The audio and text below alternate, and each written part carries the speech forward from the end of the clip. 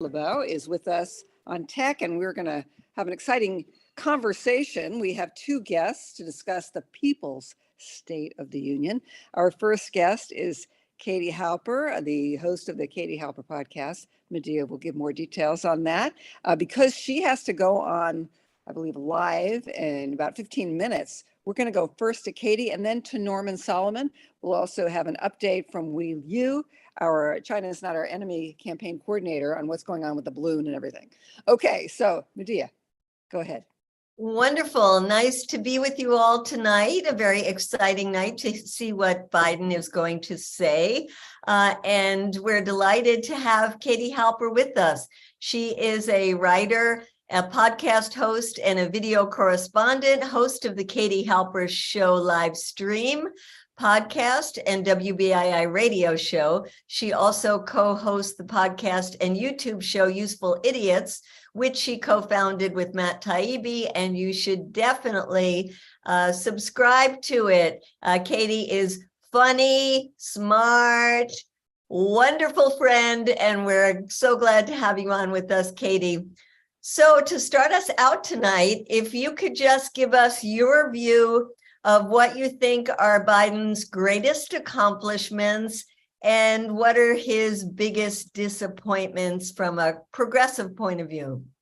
Thank you so much for having me. And I'm a huge fan of CODEPINK, so really honored to be here. And I just want to say quickly that at 9 p.m., I'll be streaming the State of the Union. So you don't have to watch it alone. You can watch it at youtube.com/The Katie Halper Show. And then at 10 p.m., Medea and Norman will be joining me as guests reacting to that State of the Union. So just so people know, I hope you'll join us there. In terms of his biggest achievements and biggest failures, I think that, a lot of people compare Biden to FDR, but I actually think a better analogy can be made with LBJ, with Lyndon B. Johnson, because I think that there's a big difference between Biden's domestic and foreign policy. I think that he's done some good things domestically, but foreign policy wise, he's been pretty disastrous. And I think that what makes that particularly dangerous is that, unlike with Trump, there's no built-in opposition to what he does. He gets away with things that I think if Trump had done, people would have been angry about. So I think that's a very dangerous thing. And I think that we've seen some real kind of brainworms when it comes to foreign policy in the American public. And I can't really blame them because the media has been so awful on this. But in terms of especially the war, the proxy war in Ukraine, people just have no critical thinking skills. And again, I understand why that is. It's been presented to them in such a black and white and biased way. I think that some of the good things he's done is he withdrew the troops from Afghanistan, extended the federal loan pause, repealed the global gag rule, did some good things with extending and renewing and granting TPS, temporary protective status, to certain countries. The American Rescue Plan had some good things in it, some limited funding for a clean energy transition. But even with Afghanistan, for instance, and CODEPINK and Medea know about this, and they've talked about this and organized around this. Of course, they have frozen the assets there. They're basically engaged in economic warfare. Things that he promised to do, like return to the Iran nuclear deal, he hasn't done. He's maintained Trump sanctions in several countries, especially in Cuba.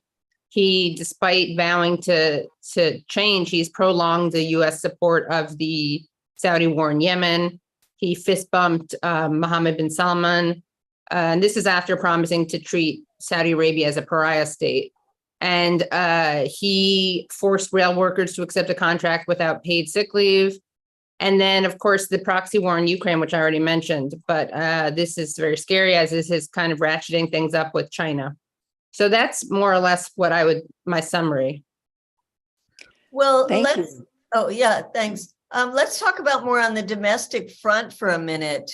The student debt issue, the Inflation Reduction Act, the money put into infrastructure and green energy. What would you say about some of those?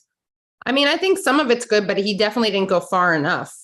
And, with the Build Back Better deal, they were able to be played, and things like the the parliamentarian, right? Like saying that they couldn't raise the $15 minimum wage because the parliamentarian. I mean, George Bush fired his parliamentarian. I think that one of the things that Biden does very well, which is dangerous, is that he makes it seem, and the Democrats do this a lot, he makes it seem like it's not that he doesn't want to do these things, it's just that he can't do these things. And of course, if he wanted to do them, he could get them done. We've seen that in the past. So we have five more. We have a little more time with Katie, so you can put your questions in the chat or in the question area. But Marcy, you have a question? Sure. So how do we respond to the fact that Democrats are so, I don't, for want of a better word, loyal to this Biden presidency, that they're almost sleepwalking us into World War III? Right. And suggestions, Katie, how do we wake people up? I think that there are a couple of different approaches. If we're talking about like convincing people and persuading people, I've found it useful to make the argument, especially with Ukraine, that if we care about Ukrainians, we should want to end this war. People have been so primed to be empathetic towards Ukrainians, which is great. I mean, they're sympathetic in a way that they're not towards people of Yemen and Palestine, for instance. The answer to that isn't don't care about Ukrainians, it's care about others as much as Ukrainians. And also, because you care about Ukrainians, you should want negotiation and diplomacy. I think that when I've told people how the West has gotten in the way of peace negotiations, and Medea, of course, you wrote about this in your book, but I think that that sometimes allows people to wake up to a reality that they otherwise wouldn't see. Once they realize that, it's kind of a game changer. And I think it allows for a paradigm shift. And all of a sudden they can question all of the assumptions that they had, because what really is happening when you have people who are willing to bleed Ukrainians in order to, degrade Russia militarily. And I think people are very surprised by that. I think also the Hitlerification of Putin, which we've seen a lot, is something that needs to be pushed back against. Of course, you can explain to people that if he's Hitler, which he's not, but if he is Hitler, the usefulness in that trope is that, first of all, we've seen this before, and the US government loves to pretend that whoever they're at odds with is the next Hitler. But the takeaway from that is no negotiation or no diplomacy. And that's obviously something that, what's the end game then? What do they want to have happen? So I think that's another way, just in terms of trying to meet people where they're at. I appreciate that, because, we all hear that he's Hitler. And then, so I'm glad that you shared how you would come back. I also appreciate your analogy, Biden to LBJ. I think that's perfect, because LBJ promised to end the war in Vietnam, and yet he escalated it. And we saw war in Laos and Cambodia, all over Indochina. Right. So what changed the course of history in part was not only the GI resistance movement, the anti-war movement in this country, but there was a primary challenge, right? Right. There was, yeah. And so we'll get into that with Norman, but I have a question for you, Katie, which is, with all the criticisms you have of not only Biden, but the Democratic Party, do you consider yourself a member of the Democratic Party? I don't know, honestly. I think I am technically. And what do you advise people who are very cynical about the state of our two-party system, but are looking at the Republicans with horror, especially after January 6th of last year? Right. Well, I think we have to make it so that politicians, we have to organize, and we have to come together and organize in a strategic way so that politicians pay a price if they don't do the right thing. And I think we also have to admit, not victim blaming, we're not the corrupt people at fault. We're not the sellouts or the kind of enablers of oligarchy, but we have to be smart and look at what we can do, because for better or for worse, those are the people in power, and we have to look at the way that we can influence them. I've had third-party people on my show. I think that there's a role in kind of running outside the system. I also think we do live in a two-party system, and I think on a presidential level, it's an interesting question. I think on other levels, it's harder to make headway. But can I just respond to something that was in the comments also? Sure. Which is, someone wrote that they support Ukraine, and they were offended or didn't like the fact that I said that the mainstream media is kind of giving people brainworms. I'm not saying don't support Ukrainians or Ukraine. I'm not saying you should be cheerleading what Putin did. I mean, I've said many times that it was predictable, but not justifiable. But the question is, we're here now. So now what? Like, we can vilify Putin all we want. What does that do? What's the end game? Again, that's what I want to know. Well said. Thank you. Yeah, I think Brian has a question, if we can bring him in for a minute. Sure. Sure. Thanks, Medea.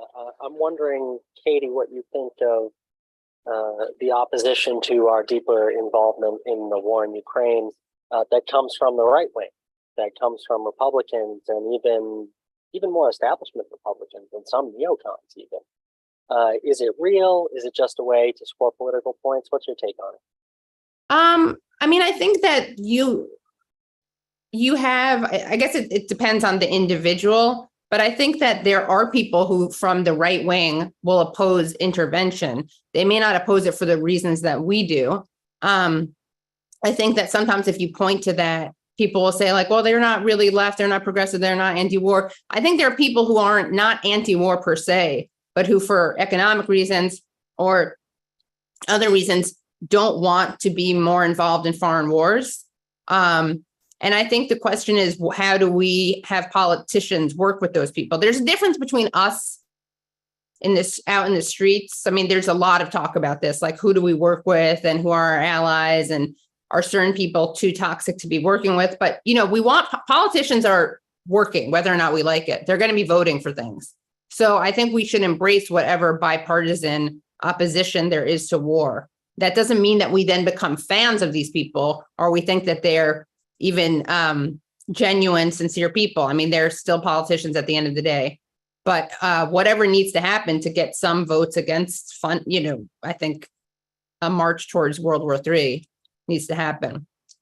Katie, what about this idea of a green transition that Biden ran on? Do you think he has fulfilled any part of that vision? Well, I mean, I think he's promising things, but he's not. He often uses very good rhetoric, but doesn't deliver. So we'll have to see. But there's been, again, like limited funding towards this transition.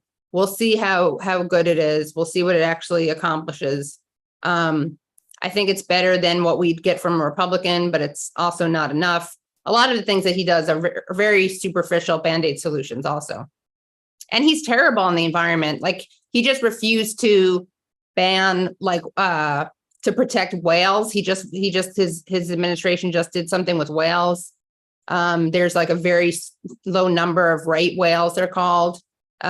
He's been, as worse than Trump when it comes to leasing gas drilling.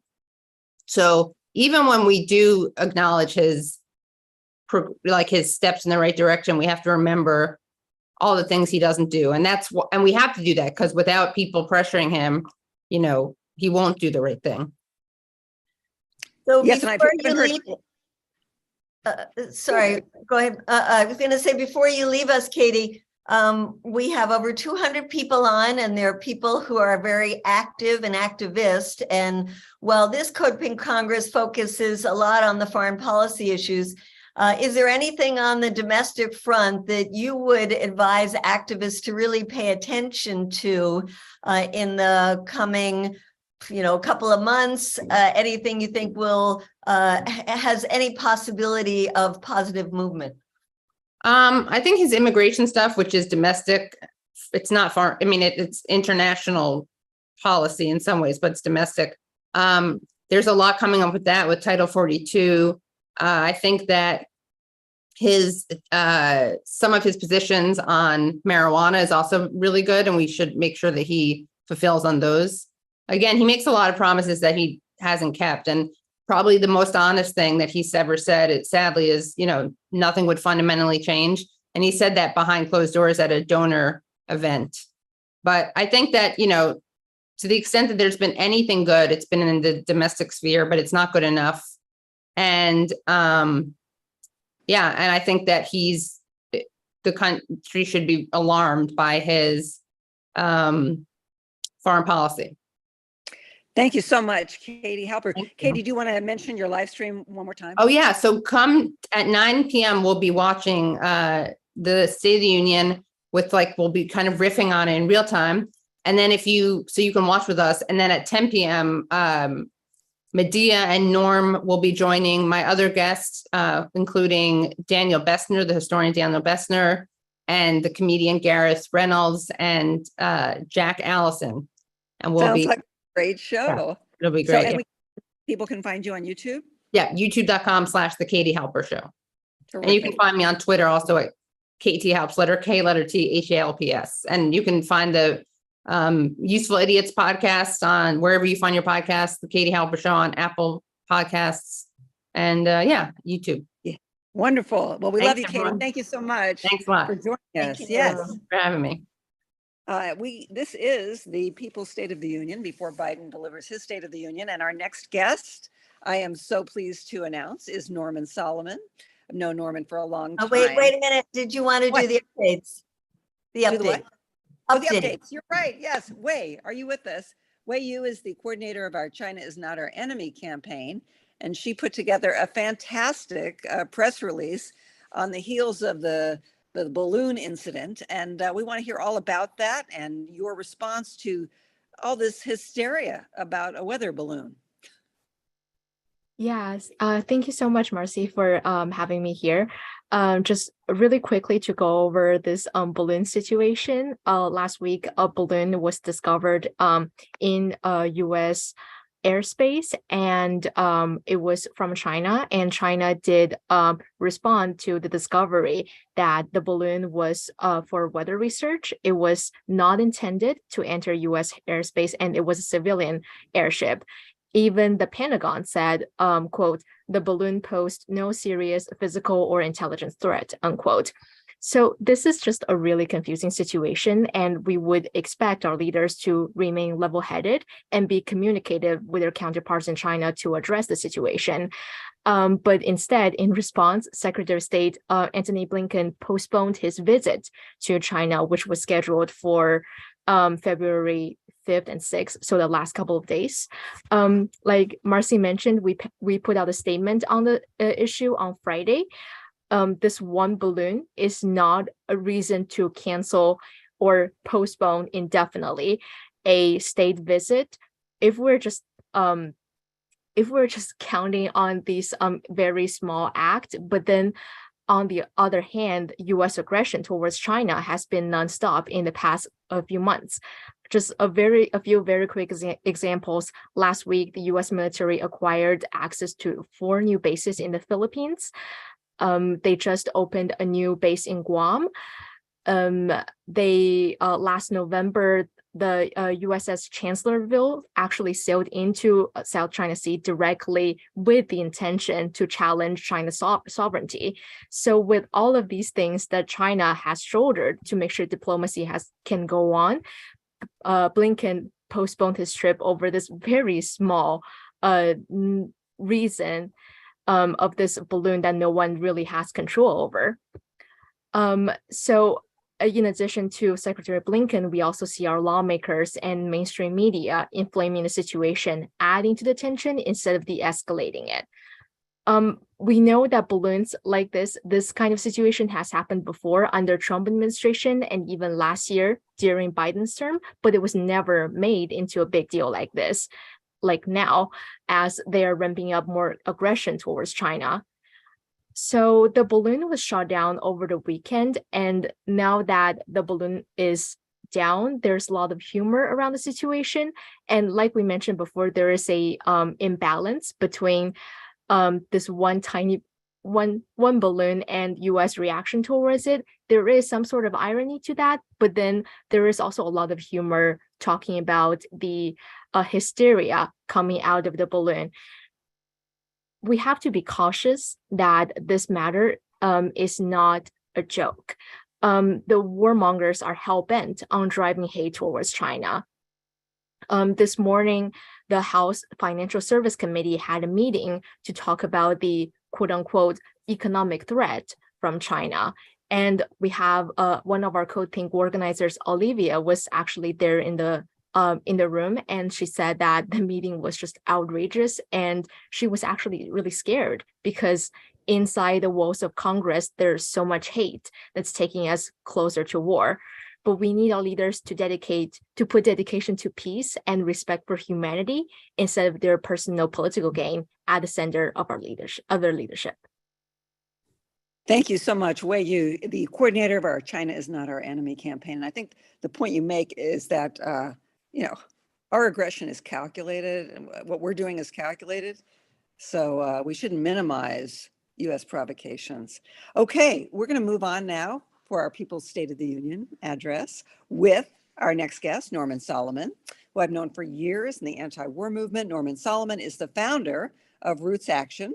He has launched a Don't Run Joe petition campaign, calling on Joe Biden to announce that he is not running for president in 2024. Of course, Code Pink is nonpartisan, but Norman Solomon can tell us about his campaign. He's also the founding director of the Institute for Public Accuracy and author of a new book, War Made Invisible, that will be published next June. Norman has written a lot of books. Some of his other books include War Made Easy, How Presidents and Pundits Keep Spinning Us to Death, and Made Love Got War, Close Encounters with America's Warfare State. So with the People's State of the Union, Norman Solomon, tell us what you think or how you would evaluate President Biden's 2 years in office, coming up on a third year. How does he fare on foreign policy? Thanks, Marcy. Before I forget, I want to say that CODEPINK Congress is one of the bright spots of developments for progressive movements in this country in the last couple of years. And I really urge people, stay in touch with CODEPINK Congress. And also keep in mind that during the week of February 21st, 25th, the Peace in Ukraine Coalition will be having and organizing actions around the country. Also, Defuse Nuclear War on the anniversary day, February 24th, of the invasion of Ukraine. And so I'd urge you to go to CODEPINK website, go to the Defuse Nuclear War website, and get involved, because we can't just consume history like white bread off the shelf. We're trying to create it. I was just thinking, getting sort of an echo of a song from long ago. You don't need a weather balloon to know which way the wind is blowing. And it's blowing right now fiercely with militarism in this country. There are so many barometers to measure it. Certainly the huge increase. Biden asked for way over $800 billion for the next fiscal year for most of the military spending, didn't even account for all of it. And then the smartest guys in the room in the House and Senate upped that by dozens more billions of dollars. And then Biden rejoiced when he signed it. That's a tangible indicator, but also a reflection of just the momentum of confrontation. We have the U.S. spending more money on the military than the next 10 countries in the world combined, and most of those are allies, 750 bases around the world. And we have particular, the so-called war on terror has worn out some of its fiduciary welcome. So now it's a matter of Russia and China. And it's in search of enemies. And what better for the military-industrial intelligence complex than the two big countries of Russia and China? And so it would be just laughable if it wasn't so tragic when you have someone like Secretary of State Antony Blinken saying with a straight face something that actually is very true, that it should be unacceptable in an international order for one country to invade another. Well, Antony Blinken was chief of staff of the Senate committee in 2002, in the middle of that year, chaired by Joe Biden, that green-lighted and assisted the invasion of Iraq with the phony hearings. So the hypocrisy of the U.S. does not in any way justify the horrific invasion and war on Ukraine that Russia continues. And that works both ways, I think, that the war crimes of Russia don't justify U.S. hypocrisy, and also vice versa. Nor does any of it justify what the U.S. has done in Ukraine, in Iraq, in Afghanistan, and elsewhere. When we think about the rhetoric of human rights, and then, as Katie Halper mentioned, and I thought everything she presented was just really powerful and rang true. When we think about the fist bump, what was it last summer between Biden and the de facto ruler of Saudi Arabia, a country that's responsible for perhaps 250,000 deaths in Ukraine, a historic cholera epidemic. These are crimes mostly against children. And yet one of the many broken promises from Biden was, he was supposed to rein that in. He said that he was going to stop the U.S. aiding that war on Yemen led by Saudi Arabia. Another huge failure, if we can call it that, tragic in human terms, humongous human terms at this point, is that the United States has really never, under the Biden administration, engaged in diplomacy in terms of Ukraine. This is a point that almost a year ago, Jeffrey Sachs made in an op-ed in the Financial Times. It's a point that Medea Benjamin and Nicholas Davies make in detail in their book about the Ukraine war. And yet it's an uphill battle, as usual, for progressives and others to get the so-called mainstream media to deal with basic facts. It's almost exactly a year ago in his first State of the Union address when Biden, as I counted, something like presented more than 6,000 words. This was right after the invasion of Ukraine had begun. Right after, before that invasion, the US had refused to engage in diplomacy, for instance, to say something logical, which would be take Ukraine off the table to join NATO. And Biden, in a news conference, refused to accept that very reasonable pathway towards preventing a horrific war.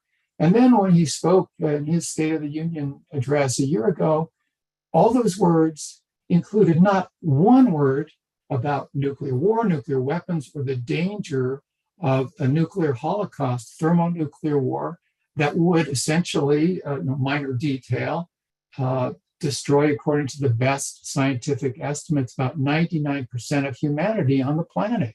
And yet this is set aside by the corporate media, set aside by the media and political establishment. Nuclear war in general is something that is just treated as though it's a minor detail that we're better off not thinking about, not talking about, not demanding that there be recognition of the imperative of reducing the chances of nuclear war.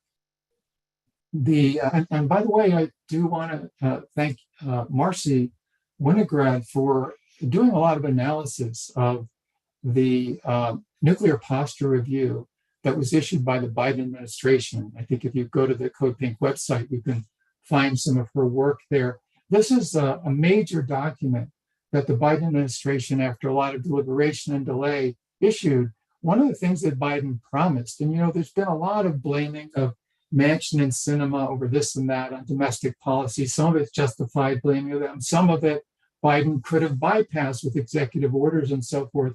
But Manchin and Sinema, nobody in Congress forced Biden to increase the chances of nuclear war by putting in and accepting and issuing the nuclear posture review that failed despite his promise to say that the United States would not be the first to use nuclear weapons. It's sort of basic. It doesn't solve a whole lot, but it's the basic step to say we're not going to be the first to use nuclear weapons. So the agenda in terms of China and Russia, meanwhile, very dangerous. Nancy Pelosi, who, by the way, has just endorsed the militarist Adam Schiff for the apparently open U.S. Senate seat in California. Nancy Pelosi going to Taiwan, and very few members of Congress doing anything but applaud. very little criticism of a very dangerous step, jeopardizing the policies that have been in place for decades in terms of recognition of mainland China as China, and really throwing fuel on a very dangerous fire in terms of Taiwan, China, South China Sea, and so forth. I want to pause and not go on and on, but hopefully there's time for some questions. The perennial is still with us. A number of perennials in terms of villainizing certain peoples and certain countries, worse than the Obama administration, which made strides, has been Biden's policies towards Cuba. Sanctions being imposed on Cuba against evidence, keeping Cuba on the so-called terrorist list. Now for so many decades, the support of the Israeli government from the United States, we're midway through, what is it, a $38 billion 10-year pledge of unequivocal aid, financial aid, including military to Israel, primarily military. And yet, no matter how far right and how fascistic the Israeli government gets, we have the Biden administration saying, we're with you. And Blinken was just there. And, it was the usual mealy-mouthed stuff about, we hope there'll be a two-stage solution and so forth, and standing next to Netanyahu. And this should just be completely unacceptable. So I think I'll pause there and glad to respond to any questions. Sure. Thank you so much. Norman Solomon, Executive Director of Roots Action, the founder of Roots Action, author, journalist. So Norman, listening to this, I can imagine that people are thinking, all right, so we have two major political parties. You and I both worked really hard to try to elect Bernie Sanders. Now we see him on board for NATO and this war in Ukraine and all of that. It's very disappointing. Of course, he's much better on the domestic front than most. That being said, we're at a point in our history where we're facing a real fascist threat, I think, from the Republican Party, purging education of any kind of critical theory or even an understanding of our history, our racist history. And then we have the Democrats who are gung-ho with the neoconservatives to take us into the next war, seemingly. Okay, so where does that leave us? That leaves us with your next article, or with your previous article, Don't Run Joe. So tell us about that campaign. Yeah, I think the way you've sketched it out is very accurate. And Katie was talking about this earlier, that there's a sharp distinction between foreign and domestic policy. At the same time, we all know, I think, in this discourse, that there's a through line: corporate power, hostility to the riffraff, which is viewed as the riffraff, real people, the working class, being able to run the country instead of, if you will, the ruling class continuing to be in control. And so that is a major threat. I agree that we're facing a reality of a neo-fascist party, Republican Party. It's a white supremacist party. It's hostile to democracy. It would like to get rid of what does exist, elements of democracy in this country. I think Cornel West said it well during was it the 2016 or 2020 election. He said, we're facing two parties. One is neoliberal and the other is neo-fascist. And I don't think we can conflate the two and say it doesn't matter, that we need to keep Republicans or remove Republicans from power. So I think that is a reality. And it's about organizing. When people say, oh, the Democratic Party is terrible, who could argue with that overall? Capitalism is terrible. That's the nature of the beast that we're dealing with, the corporate power and the trillions of dollars held in anti-democratic ways and wielded in anti-democratic ways. So, I certainly don't have any perfect solution to recommend or anything approximating it, but I do think that it's clear it matters who's president. We're still reeling from the Reagan era in many respects. And so unless we can get Biden out of the way, clear the path for somebody better or not as bad, depending on how you look at it, then we're really screwed. Because you look at Biden's foreign policy and you know that the Republicans are going to nominate somebody who is just atrocious. We don't want to have those two possibilities being the only ones. Thank you. Medea, Brian, would you like to ask a question? Well, I'd like to ask who you would like to see running this time. Of course, it's something already on people's minds, and Bernie is ran twice and is elderly. What do you see as the possibilities? Yeah, it's a question that's come up a lot from reporters towards the Don't Run Joe team. And wearing that hat, the answer is, hey, well, we're first trying to clear the path. Roots Action, of course, independently supported Bernie in 2016 and 2020. I think he's done great stuff as chair of the budget committee in 2 years. The good stuff from Biden, largely, I think, for a combination of reasons. He was accommodating the Bernie Sanders movement, if you will. Bernie's foreign policy has really deteriorated in the last year. He really rebuked the minimal letter that was signed by a lot of members of the Progressive Caucus last fall, calling for diplomacy. He's been part of, unfortunately, demonizing the word diplomacy towards Ukraine. So, but that aside, we're not really promoting anybody. I mean, it's as you know, Medea, it's really often a dilemma, a conundrum, because, well, speaking for myself, people I would like to see as president, like Rashida Tlaib, we're told that's not possible in this universe. So I think we need to push for the best we could in terms of those names that are bandied about in the mass media, for what that's worth. The best I can think of is Ro Khanna. I don't think that he's planning to run. And I would footnote it by, this is a metaphor and a reality of the, should I say cowardice? Let me say conformity of Democrats in Congress. The latest polling says that only 37% of registered Democrats in this country want Biden to run for re-election. So most registered Democrats don't want Biden to be the nominee again. You can hardly find one Democrat in Congress to say what most registered Democrats are saying about that. Brian, are you there? Yeah, I'm wondering, Norman, and great talk, by the way, but I'm wondering, how long do you think President Biden has to make this decision and declare publicly whether he's going to run or not? At what point does he need to come forward and let everyone know his intention? Politically, as I understand it, it's usually the incumbent president who goes for second term will announce in the spring before. So if he was on the usual timeline, it would be this spring. The truism is that no president voluntarily wants to seem like a lame duck. I think he could kick the can down the road for a number of months. And I'm very apprehensive that if he does run, and it's like the three-letter word, ego, can be so powerful. If he does run, it just seems problematic for a lot of reasons. He's going to be defending the status quo. And a lot of the pundits say, oh, he beat Trump once, he could beat him again.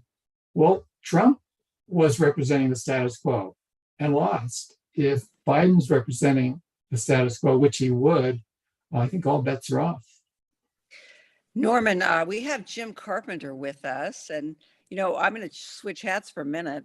When I'm not coordinator of CODEPINK Congress or co-chair of the Peace in Ukraine Coalition, which I urge everybody to join, Peace in Ukraine Coalition. I also co-chair the Progressive Democrats of America's Foreign Policy team. We are the insurgent Democrats in the Democratic Party. Again, this is not CODEPINK. I have a different hat. But Jim Carpenter, my co-chair, has been adamant that we that we clear the path for a primary challenge. Jim, are you there? Perhaps if you're there, you can say hello, tell us about your thoughts. Well, he may be on mute. I don't know. We'll keep trying to bring Jim on. Alan Minsky is the chair of Progressive Democrats of America. And, we, as an organization, PDA has been reticent to challenge the sitting president because, of course, that makes it more difficult to get other things done. But certainly the foreign policy team is ready for a primary challenge. And to the question of who would run, I think at some point, insurgent Democrats need to start interviewing. Or, Marcy, you're reminding me of something, which is that while it's really great that the squad has been generally very positive, progressive, often courageous force, I think that there has been an unhealthy aspect of relationships between grassroots progressives and leadership of the Progressive Caucus. I think in general, we've been too deferential. And it reminds me of something that Martin Luther King wrote. He said, too often, civil rights leaders who were supposed to represent the movement to the establishment ended up representing the establishment to the movement. And I think that's been happening a lot, where even the leadership of the Progressive Caucus, that we don't need to question their sincerity or their ideals, but they have said that they represent progressive forces in this country. And yet so often they are in a bubble and end up telling us why they can't speak out. And we shouldn't accept that. It's not about screaming at them. It's not about being abusive or slanderous in any way. I'm not saying we should be even rude, but I think we should be willing to speak clearly and challenge anybody in Congress, no matter how progressive they say they are, when they're not speaking out and they're not doing what we need, which includes challenging the blank check arms shipments to Ukraine. Marcy, you're on mute, but if I can ask Norman a question, I think it's Michael Beer from Nonviolence International said he thinks it's a mistake to focus on presidential elections so early. We should really be focusing on issues. And so on the domestic front, what are the issues that you find most important that you think that people on this call should be focusing on? Yeah, well, I can understand that perspective, and we should always be talking about issues and so forth. I do fear that if we're stuck with a president who is a brick wall that we cannot move at all, then all of our focus on issues, as we found under 4 years of Trump, will be for naught, or at least we can't change policy. Well, drilling on federal lands, I think Katie mentioned that. Biden promised he would reduce it. Instead, he's increased it. Removing the cap on Social Security taxes. Again, he promised he would fight, if you're over, Bill Gates is paying the same Social Security taxes as somebody making $150,000 a year. That cap should be removed. Community college free for 2 years. Biden said he would fight for that. A public option, at least, for healthcare. Of course, we are aware we need Medicare for all. Paid sick leave. We saw how Biden was willing to fight for paid sick leave for the railroad workers. So we should be insistent, join the civilized world that family leave, paid sick leave for parents and so forth should be real. I think that the nuclear power subsidies that Biden is continuing, we should strive to end. This all the above nonsense is crazy for energy policy. At Diablo Canyon, they're getting subsidies not only from Gavin Newsom's, the legislature that's so afraid of Gavin Newsom in California, but also from the federal government. One good thing, and I think it could be done more effectively, but it's a great start. The Biden administration has really made strides for antitrust work and the Federal Trade Commission and so forth. So I think that's really important. And also fighting for what was in Build Back Better. We need a Green New Deal. We've got to fight for it. And just to follow up to that, Norman, there are just a couple of things that he can do by executive order that you can tell us? Yes, many things that could be done. A lot of that has to do, for instance, an example was student debt. We had to wait for the bulk of the 2 years. to get an executive order on student debt. And Trump had successfully, in a very minor way, adjusted student debt. And so, of course, we know it's tied up in the courts, but instead of saying, oh, we're going to give 10,000 of a debt relief, or maybe 20,000 if you have a Pell Grant, it should have been complete, the 1.7 trillion. And I think that's a key example. What I suggest is if people want to see a full list of executive orders that could have been done, and still in many cases can be done by Biden, I just Google executive order and the American Prospect, and they've been keeping a continuous log of what Biden has done with executive orders and what he hasn't. And unfortunately, he hasn't utilized that tool nearly as much as he could have. This is true. So Norman, I'm reading the chat, and somebody said we shouldn't be focusing on presidential politics. We should focus on issues. Are they mutually exclusive? Well, we need to do all of it. And I used to agree with the idea, it didn't matter who sits in the Oval Office, it matters who's sitting in. And I think it's a false choice. We need to be willing and able to sit in, and we need to be willing and able to affect who is president. Why give that power over when you look at the history of our lifetimes, how important it has been, and in response to social movements. It's not like we're in one different universe than the electoral sphere. We need social movements to propel change. That's what it ultimately depends on. But if you look historically, as I mentioned, the Reagan era, the attacks on women of color, poor women, so-called welfare reform was gestated in the Reagan administration. And then you had this corporate tool named Bill Clinton launching an attack on poor women that has had tremendous effects with so-called welfare reform in 1996. So I just don't think it's viable to say, we just care about issues. We don't care who the president of the United States is. We need to be able to address all of it, I think, at the same time. I see that Jim Carpenter has his hand up. Jim, are you there? Yes, I'm here. And so Okay. thanks for being on this call, Norman. You're really brilliant. Okay. My wife, LD. Hi, everybody.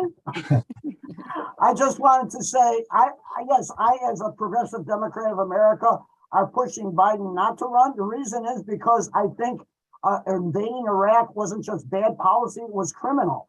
And starving Afghans by freezing their assets is not just bad policy, it's criminal.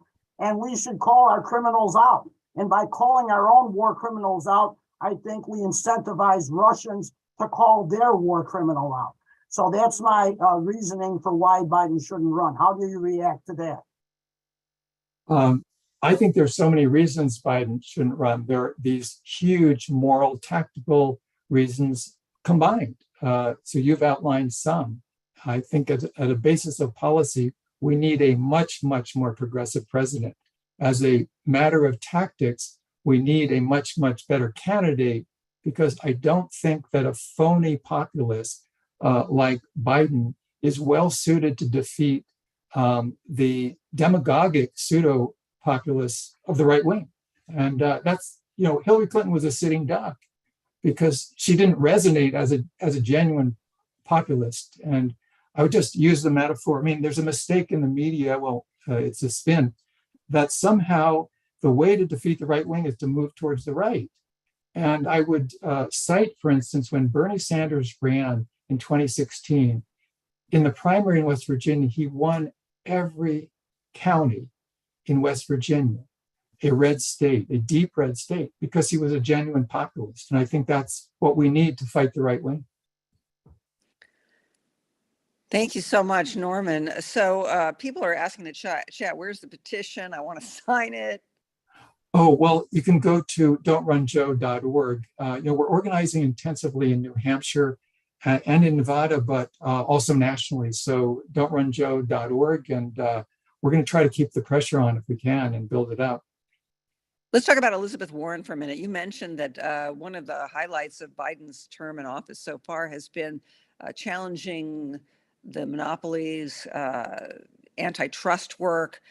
Doesn't that emanate from Elizabeth Warren or from who? Why? Why is that better on that? I think it emanated from the Occupy movement. which you could say emanated from the 1990s work against GATT and the WTO and all the organizing, as the wonderful and much missed Tim Carpenter said, the spreadsheets never make it into the history books. And all this methodical organizing that's gone on year after year, it provided a floor that someone like Elizabeth Warren could stand on. Can she run?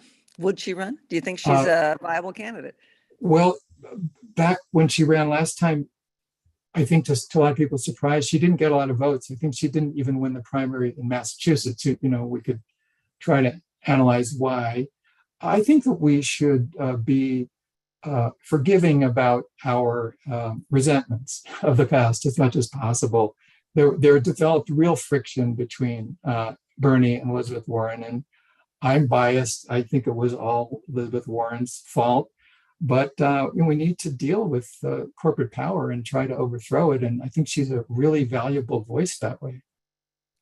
Norman, is there anything on the State of the Union tonight that you would advise people to look out for? Oh, I just saw a memo that came out from the White House a couple of hours ago, and apparently a big thing is going to be unity. And he really was going to talk apparently about reaching across the aisle. And I always think that's a bad idea if your arm's going to get cut off. I mean, the idea of unity with these neo-fascists, it's just really scary. And hopefully he won't go overboard with it, but it appears he probably will.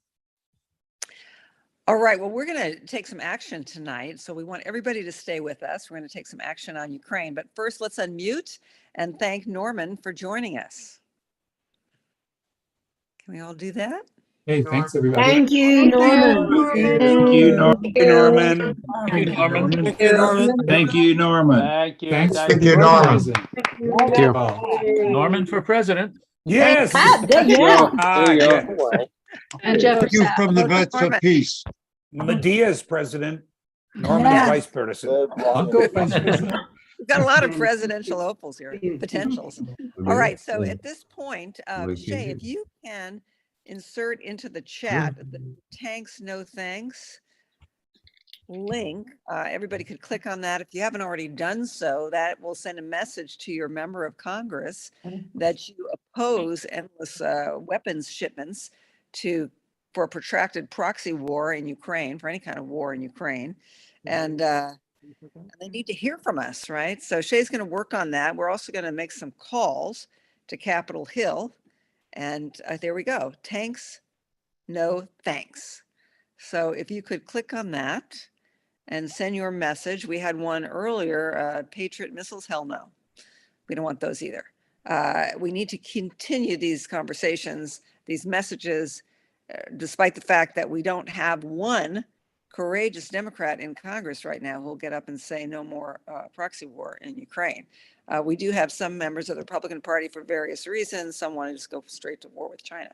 But we need to let our representatives know what we think. We also know that Norman and the Peace in Ukraine Coalition, CODEPINK, we've been calling for pickets in front of our Congress members' offices, certainly as we approach the 1-year mark of the anniversary of the Russian invasion. All right, we're also going to get on the phone, and we'll put in the chat the phone number for Congress, 202-224-3121. And I would ask that you talk to your senators, your Congress members, and say, speak up for diplomacy, right? There's the number. Speak up. Make a public statement in support of diplomacy. How about that? Make a public statement in support of diplomacy. Stop in Ukraine. Stop voting for endless war with all of these weapons. So you can call them now, even though it's after hours. Most of them have a place where you can leave a message. Not all, but most. Yes, and so I'm going to ask Medea, Brian, all of us to get on the phone. I'll mute myself. I have to just say, I love the intensity with which Marcy was typing. I could tell.